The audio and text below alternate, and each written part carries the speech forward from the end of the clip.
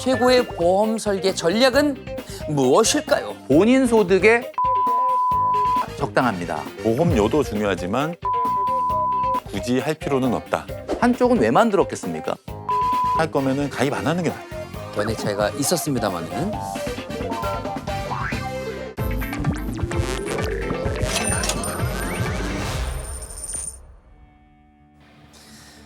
장르 가문의 가장 뜨겁고 논쟁적인 코너, 전문가들의 치열한 머니 토론, 생각이 달라 시간입니다. 여러분, 인생은 한 방이 아니라 설계라고 하잖아요. 그 인생의 설계에서 빠질 수 없는 게 바로 인생의 안전벨트, 보험이죠. 아마 다들 엄마, 아빠, 친척, 친구 말 듣고 덜컥 보험 하나쯤 들어보셨을 텐데요. 막상 사고가 나고 아플 때 보면 보험사에서는 이런 얘기를 합니다. 고객님, 죄송하지만 이 상품으로는 보장이 어렵습니다, 고객님. 정말 한숨만 나오게 되는데요. 자, 그렇다면 과연 최고의 보험 설계 전략은 무엇일까요? 이 뜨거운 질문에 해답을 얻고자 생각이 다른 두 분의 보험 고수를 모셔봤습니다. 수많은 사람들의 계좌와 지갑을 건강하게 만들어주시는 김경필 머니 트레이너님, 세무와 보험 두 전문성을 모두 갖춘 엄창현 세무사 겸 보험 설계사님 두 분 함께 해주십니다. 안녕하세요. 네, 반갑습니다. 안녕하십니까. 예, 반갑습니다. 네. 보험하면 이렇게 복잡하다, 좀 어렵다 이런 생각이 앞서기 마련인데요. 보험 초보자들은 가입할 때 어떤 기준을 세워두고 가입을 해야 될지 지금 고민이 굉장히 많이 되거든요. 네. 제가 이 부분에 대해서 좀 말씀드리고 싶은 게 일단 초보자다라고 하면 가장 첫 번째로 우리가 생각해야 되는 게 일단 보험료의 사이즈입니다. 네. 가장 많은 분들이 궁금해하는 게 이거 나 지금 소득이 이거 얼마인데 내가 보험료로 정말 얼마를 내야 되냐 이런 것들을 굉장히 고민하시거든요. 네네. 제가 딱 정해드릴게요. 본인 소득의 3에서 5%가 적당합니다. 3에서 5%. 자, 그러면 미혼 같은 경우는 3%. 왜냐하면 미혼은 책임져야 될 가족이 그렇게 많지 않기 때문에. 네. 자, 그다음에 이제 결혼한 사람이다 그러면 5% 미만에서 해야 되는데 자, 왜 소득에 맞춰야 되느냐. 네. 만약에 예를 들어서 월급이 300만 원인데 네. 보험료를 10% 낸다. 30만 원을 내요? 30만 원을 낸다 이거예요. 좀 많은 자, 것 이거 좀 같기도 많은 것 하네요. 같죠, 그죠? 네. 근데 이거보다 한술 더 떠가지고 300만 원인데 5, 60만 원 내는 사람도 있거든요. 자, 그럼 이게 어떤 경우냐면 이런 거예요. 레이 같은 경차를 타는데 네. 제네시스 G90에 브레이크를 단 거야. 자, 그래서 일단은 여러분 굳이 필요 없는. 그죠? 네네. 일단 여러분들의 소득에서 3에서 5% 이내인지를 먼저 체크해 보시기 바랍니다. 우리 엄창현 세무사님이 생각하시는 보험 가입의 원칙 어떤 게 있을까요? 저는 보험료를 말씀해 주셨는데 네. 소득의 5%다. 네. 이것보다는 개개인별에 맞는 어떤 그런 보장 금액을 좀 산출하는 게 필요하다. 개인에 맞게끔 하는 게 더 맞습니다. 내 어떤 생활 패턴, 내가 좀 익스트림 스포츠를 좀 많이 즐긴다거나 약간 이렇게 위험에 노출되어 있으면 네. 보험료를 조금 올리더라도 어떤 폭넓은 보장을 받는 게 맞고 네. 그게 아니라 그냥 어떤 루틴한 일상을 하면서 질병 보장만 한다 그러면 약간 그냥 보험료 수준에 맞춰서 해도 될 것 같아요. 보험료만 너무 줄이다 보면 정작 보험 사고가 발생을 했는데 터무니없는 보장금을 받을 수 있어서 그 부분을 좀 고려를 해야 된다라고 그렇군요. 생각합니다. 저는 그럴까 봐 아무 짓도 안 하고 있습니다. 근데 핵심은 중복 보장이에요. 네, 이 보험에도 이 보장 받고 이 보험에도 이 보장 받으면 보험료가 이게 올라가게 되는 거거든요. 네. 중복 보장을 굳이 할 필요는 없다. 저는 생각이 달라. 예, 요거는. 다르십니까? 네, 중복된 게 필요해요. 왜 필요합니까? 그러냐? 왜 필요하냐면은 네. 그러니까 오히려 이제 뭐 안보장 있냐? 그래서 안보장 있다. 뭐 실손 있냐? 있다. 상해 보장 있냐? 있다. 이게 중요한 게 아니라 네. 안보장이 있다면 얼마나 있는지가 중요하다. 그래서 보장이 2천이다. 네. 그럼 나 안보장이 있으니까 됐구나가 아니거든요. 그래서 그런 거는 좀 중복으로 더 해야 될 필요가 있는 거고. 저도 일부분 동의하지만 네. 우리나라 사람 중에는 보험을 아예 싫어하는 분도 있지만 어떤 사람은 보험을 너무 좋아하는 분도 있어요. 네네네네. 이렇게 내가 뭔가 좀 잘못될 것 같아. 나중에 분명히 나한테 뭔가 문제가 생길 것 같아. 네네네. 이런 약간 두려움을 갖고 계신 분도 있는데 저는 그런 분들이 계속 보면은 중복 보장이 좀 많이 되어 있더라고요. 그래서 그 부분은 조금 이렇게 낮춰드리고 보험료도 다이어트를 하되 일괄적인 어떤 기준은 조금 저는 반대하는 편입니다. 이렇게 두 분이 약간의 견해 차이가 있었습니다만은 그런데 보험에 어려운 부분이 좀 나오고 네. 있습니다. 특약이라는 것이 있잖아요. 특이야. 아니 보험 설계에서 필수적으로 챙겨야 될 특약 있습니까? 3대 질환이라고 하는 게 있어요. 3대 질환. 네. 암, 첫 번째 암. 암. 그럼 두 번째 그 뇌혈관 질환. 뇌혈관 질환, 그다음에 세 번째가 심장 질환. 심장 질환. 네, 이런 겁니다. 그러면 이런 것들에 대한 질병은 의료비는 보장을 해주지만 의료비만으로는 안 된다. 이런 경우에는 연소득의 1.5배만큼의 진단금을 설계를 해야 됩니다. 아, 어렵네요. 자, 연소득의 1.5배. 네. 내가 회사에 나 저기 질병 치료를 위해서 나 병가를 1년 낼게. 네. 딱 내고 마음이 어차피 나는 연봉 5천이었는데 회사에서는 연봉 5천이 안 나오지만 나는 보험회사에서 7,500이 나오니까 네. 나는 1년 이상의 연봉이 보장이 되잖아요. 네, 어떤 생활비를 생활비. 보장을 받는 거죠. 그리고 이제 아프면은 돈을 많이 쓰니까 그래서 1.5배를 한 거예요. 이것저것 뭐 진짜 돈이 없다 그러면은 1배로 하셔도 됩니다. 100%로 하셔도 돼요. 보장 금액을 연소득 1.5배로 1.5배 정도가 좀 맥시멈이다. 예. 아, 좋겠다라는 거죠. 안 아픈 게 제일이긴 한데. 그렇죠. 예. 혹시나 예. 혹시나 그렇죠. 그죠. 예. 보험은 안 타는 게 최고 좋은 거죠. 그렇죠. 네, 저도 그렇게 생각을 합니다. 자, 엄세부사님, 이거는 정말 비추다. 굳이 이런 것까지는 안 해도 된다. 이런 특약이 있을 것 같습니다. 저는 개인적으로 생각했을 때 네. 입원이라던가 간병인 특약 이런 것들은 조금 불필요하다고 생각을 하거든요. 2번 간병인 네. 특약. 특히나 입원 같은 경우에는 뭐 예를 들어서 하루에 10만 원씩 내가 열흘을 입원하면 100만 원을 보장받겠지만 네. 그거를 보장받기 위해서 증가되는 보험료가 월 한 3만 원, 뭐 4만 원 이 정도가 되면 비싸네. 이게 언젠가 발생할 이벤트인데 너무 많은 돈을 좀 내고 있는 거 아닌가? 내다가 입원하겠네요, 정말. 두 번째는 요즘에 병원을 가면 네. 입원을 시켜주질 않아요. 뭐 암 수술을 해도 바로 맞아요. 입원을 그러니까 일주일 있다 그냥 네. 바로 퇴원하잖아요. 언제까지 며칠 뒤에 가실 거예요라고 하고 진짜 생각보다 빨리 집에 보내거든요. 그렇습니까? 맞아요. 효율이 좀 많이 떨어진다. 효율이 떨어진다고 라고 생각을 합니다. 그다음에 또 아까 말씀해 주신 게 간병인 특약 같은 경우에 간병인 특약. 간병인 특약 같은 경우에는 또 어떤 면에서는 앞으로 우리가 이제 인구가 많이 없고 부양해줄 가족이 없어서 필요할 것 같지만 좀 문제가 좀 비싸요. 일단 너무 비싸서 그렇군요. 저는 굳이 만약에 우선순위를 둔다면 그 진단금으로 누군가를 고용을 할 수도 있는 건데 굳이 만약에 보험을 가입을 한다면 이 부분은 조금 효율이 떨어지지 않나라고 생각을 합니다. 네. 다른 걸 더 중요하게 생각하고 그렇죠. 이거는 네. 정말 여유 있으신 분들만 네네네. 고려를 해봐라 이렇게 말씀해 주신 것 같습니다. 맞아요. 자, 그렇다면 사회 초년생 이제 막 직장 생활을 시작한 분들은 어떤 보험을 중심으로 설계를 해야 될까요? 이것도 뭐 트레이닝님 먼저. 뭐 사회초년생이라고 하면 우리 시청자분들 많이 아시겠지만은 소득이 낮을 때 아니겠습니까? 네, 그러니까 뭐 그렇죠. 소득 자체가 높지 않으니까 보험료는 당연히 높게 내서는 안 되는데 제가 말씀드렸던 것처럼 뭐 3% 이내로 설계를 하되 네. 높은 보장을 원한다면은 순수 보장형으로 하면 좋을 것 같고요. 네. 거기에다가 가장 중요한 것이 이제 건강보험 위주로 좀 가입하면 좋겠다. 건강 우리가 보험. 흔히 네. 얘기하는 뭐 정기보험이나 종신보험 같은 사망보장은 좀 가장들한테 좀 권해드리는 보험이고 네. 이제 사회초년생들 같은 경우는 아직 미혼인 경우가 많잖아요. 그렇죠. 그렇다면 그냥 내 몸 하나만 지키면 되고 혹시 내가 일을 하다가 이 소득이 끊어질 때를 대비해야 되니까 사실 건강보험 뭐 예를 들면 암이라든지 뇌혈관 질환이라든지 이런 것들에 대한 진단비 정도만 만들어 놓으면 제가 봤을 때는 큰 문제가 없지 않을까라는 생각을 합니다.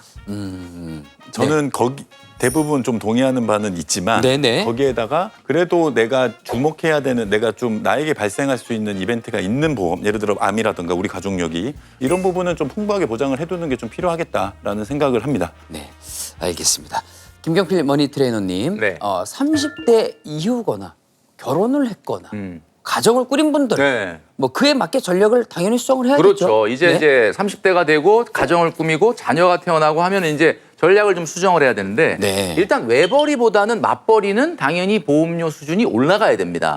왜냐하면 아까 말씀드렸던 것처럼 외벌이는 그냥 내 몸 하나만 지키면 되잖아요. 네. 근데 이제 내가 만약에 가장이 된다 그러면은 지켜야 될 가족이 뭐 배우자도 있고 자녀도 있을 수가 있죠. 그렇죠. 만약에 3% 정도 비중으로 보험료를 냈던 분이라면 뭐 5% 정도를 올린다든가 이게 필요합니다. 네. 그다음에 두 번째는 소득이 더 많은 사람이 보험을 더 많이 가입해야 됩니다. 보험이라는 건 미래의 소득을 지키는 거기 때문에 네.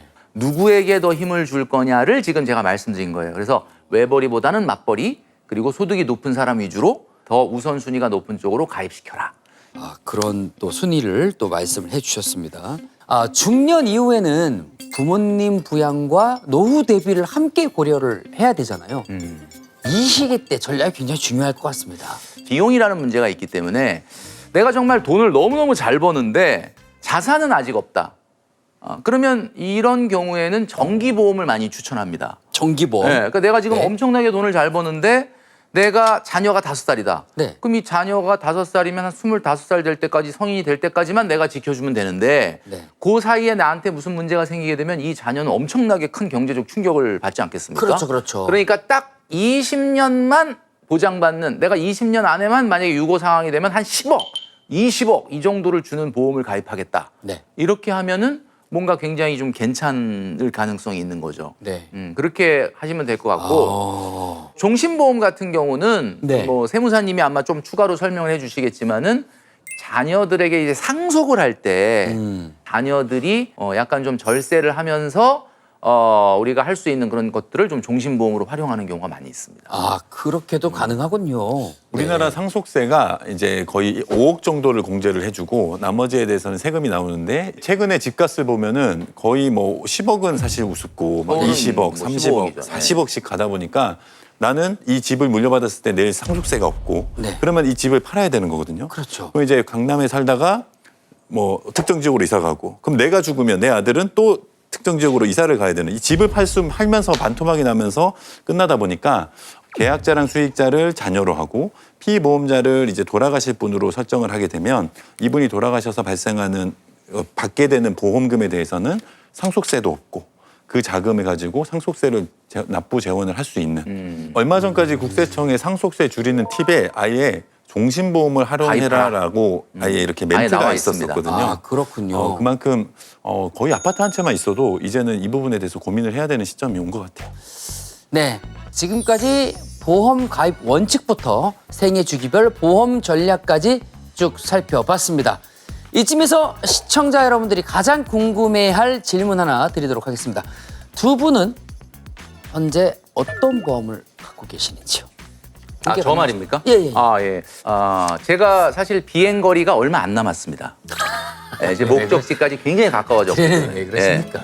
얼마 안 남았기 때문에. 얼마 안 남으셨어요. 얼마 안 남았어요. 이제 죽는 걸 얘기한 게 아니라 네네네. 경제 활동이 이제 끝나는 거를 얘기하는 거죠. 제가 볼 때는 그렇게 짧은 거리가 아닐 걸로 저는 50대 중반이라 네. 과거의 사망 보장 그러니까 네. 정기보험이나 종신보험은 다 해지를 했습니다. 왜냐하면 지금 애들이 다 25살이 넘었거든요. 네. 다 독립을 해서 경제 활동을 하고 있는데 뭐 굳이 내가 갑자기 오늘 유고 상황이 생긴다고 해서 정말 수십억을 보험금으로 줘야 될 이유는 없다. 그래서 저는 이제는 실손하고 네. 암 진단 보험금과 건강보험만을 유지하고 있습니다.